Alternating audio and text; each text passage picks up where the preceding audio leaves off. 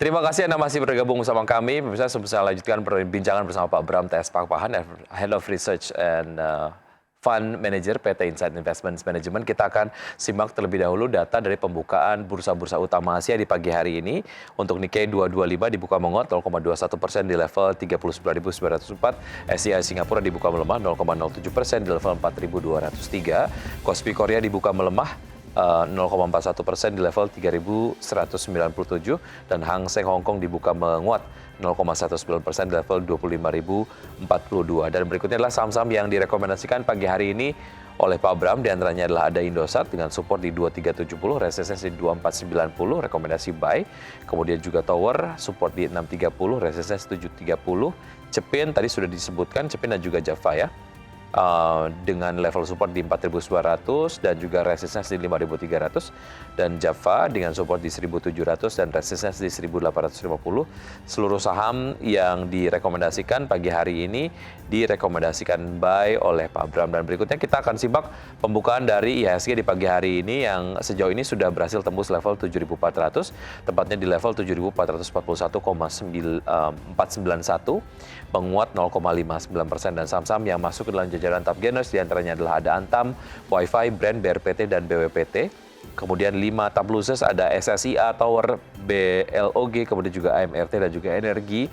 Dan kalau kita lihat pergerakan sektoral, pemirsa, infrastruktur masih memimpin penguatan dengan penguatan 3,4%, dan sektor yang memimpin pelemahan yaitulah non-cyclical dengan pelemahan 0,31%.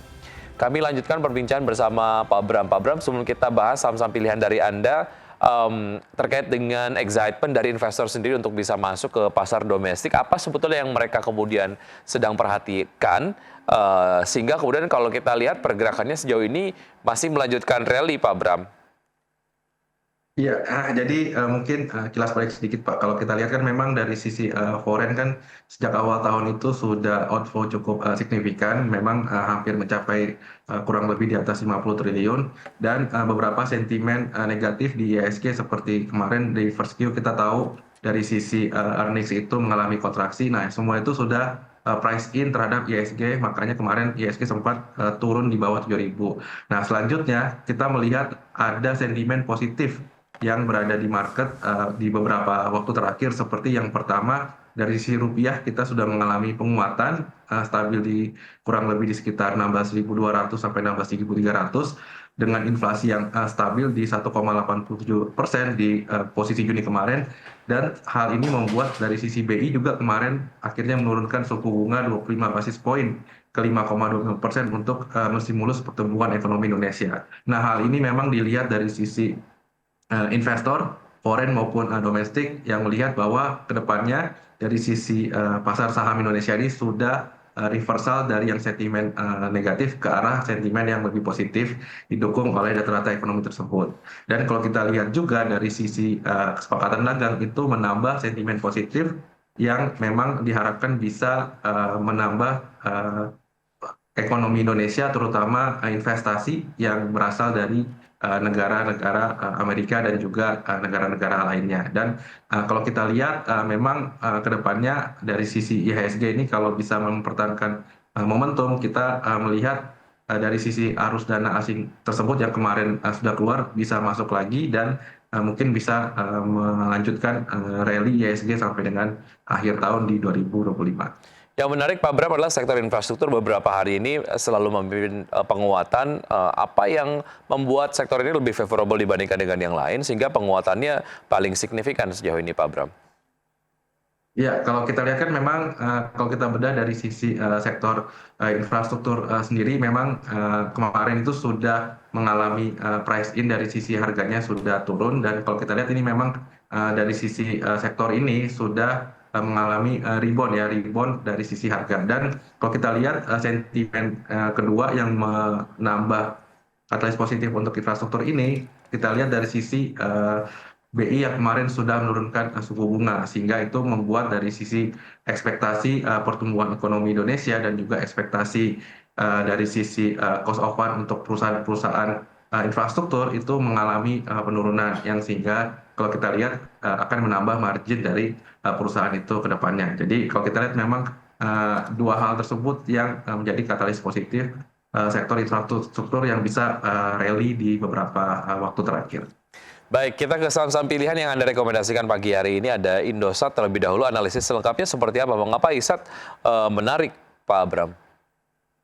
Ya, kalau kita lihat ISAT ini memang dari sisi pergerakan harga ini sudah sangat bullish ya. Jadi 3 hari terakhir itu candle-nya di time frame daily itu sudah green candle, dan kalau kita lihat dia sudah berhasil menembus support di 2380, dan ini kalau kita lihat akan mencoba untuk menembus support berikutnya di sekitar 2490, dan kalau misalnya ini bisa ditembus, ini dia akan bisa ke arah di 2600 maupun mungkin di bullishnya di 2800. Jadi kalau kita lihat memang kenapa selain dari teknikal, kenapa ISAT ini cukup menarik, karena memang dari sisi BI rate itu kemarin sudah turun, itu sehingga bisa memberikan dampak positif terhadap perusahaan-perusahaan telco, khususnya ISAT yang memang kalau kita lihat dari sisi target-target ekspansinya itu cukup signifikan di tahun 2025 ini. Baik, secara valuasi dibandingkan dengan peer-nya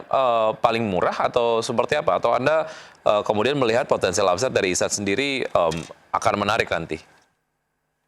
Kalau dilihat dari sisi valuasi ini dibandingkan peers-nya, kalau saya lihat uh, masih lumayan menarik Pak ya. Jadi kalau kita lihat dibanding peers-nya misalnya Excel ataupun Tower dengan ekspektasi revenue yang cukup signifikan, ini masih bisa memberikan upside yang lebih besar dibandingkan peers-nya. Baik, dari Indosat kita ke Tower, seperti apa Pak? Nah, kalau tower ini memang kalau kita lihat dari sisi teknikalnya ini sudah menembus tadi ya support di kurang lebih di 600-an. Ini memang kita lihat kemarin ada right issue yang dari corporate action yang dilakukan tower ini bisa memperkuat dari sisi financingnya, dan kita harapkan memang ke depannya dari sisi tower ini bisa mengenerate cash flow dari sisi akuisisi yang lebih baik, terutama ditambah dengan sentimen penurunan suku bunga dari BI rate yang sama seperti ISAT yang bisa menurunkan cost of fund mereka, sehingga ke depannya bisa memberikan margin yang lebih baik. Baik, dari Tower kita bergeser ke Cepin. Tadi kita sudah bahas sedikit, tapi kemudian secara spesifik harga dan juga target price untuk Cepin belum sempat begitu ya. Silakan disampaikan Pak Bram.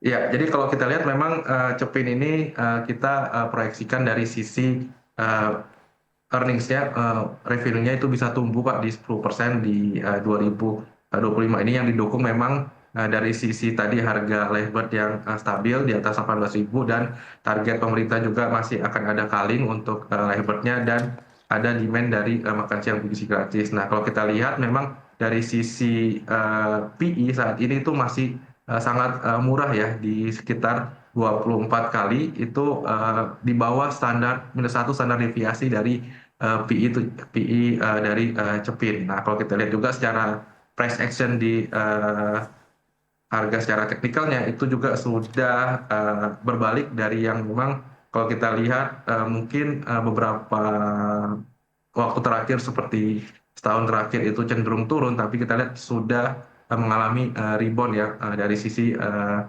bearish trennya yang memang ada sejak tahun 2024. Nah, kalau kita lihat ini bisa menarik, bisa melanjutkan reversal ke bullish, yang dengan kalau kita lihat dari sisi target price-nya itu mungkin bisa ke di atas 6.000 untuk sampai dengan akhir tahun 2025 untuk Cepin. Baik, dari Cepin kita ke Java, Pak Abram. Untuk Java memang sama seperti Cepin, sektor poultry ini yang memang menjadi sektor yang akan mendapatkan katalis positif tadi di second half 2025, dan kalau kita lihat ini dari sisi Java memang tidak terlalu mungkin masih tidak semurah Cepin kalau kita lihat dari sisi valuasi PI-nya, tapi memang kalau kita lihat dari sisi ekspektasi growth-nya itu tetap bisa mendapatkan growth yang cukup signifikan dari sisi earnings-nya dan juga margin-nya, dan kita harapkan mungkin sampai ke akhir tahun bisa berada di harga 2.000 untuk Cepin itu sendiri. Baik, Nah, ini itu tadi Java. beberapa saham-saham yang direkomendasikan pagi hari ini oleh Pak Abram, di antaranya Lada Isa, Tower, Cepin, dan juga Java. Baik, tadi kita lihat di data pembukaan IHSG di pagi hari ini masih melanjutkan penguatannya Pak Abram. Support dan juga resistance IHSG di perdagangan hari ini sampai dengan penutupan perdagangan nanti sore seperti apa? Ya, kalau kita lihat memang dari sisi IHSG ini sudah menembus di 7.400 ya, yang memang resisten yang cukup kuatnya di beberapa waktu terakhir. Dan ini saya lihat mungkin kalau bisa melanjutkan tren momentum, mungkin bisa mempertahankan tetap di harga 7.400 ke mungkin sekitar 7.490 Pak, kurang lebih untuk IHSG, jika memang momentum yang ada sekarang itu tetap bisa dipertahankan tanpa ada nanti misalnya news negatif di di sesi yang kedua di hari ini. Baik, Pak Abram, terima kasih atas informasi dan juga berbagai analisis yang Anda sudah sampaikan. Semoga ini dapat menjadi referensi bagi pelaku pasar saat menerapkan strategi investasinya hari ini. Namun, keputusan investasi kembali ke tangan investor. Pak Abram, terima kasih sudah bergabung bersama kami, pemirsa. Bapak Abram TS Pakpahan, Head of Research Fund Manager PT Insight Investments Manager. Sampai ketemu, Pak Abram. Sukses selalu untuk Anda. Sampai jumpa. Terima kasih, sampai jumpa.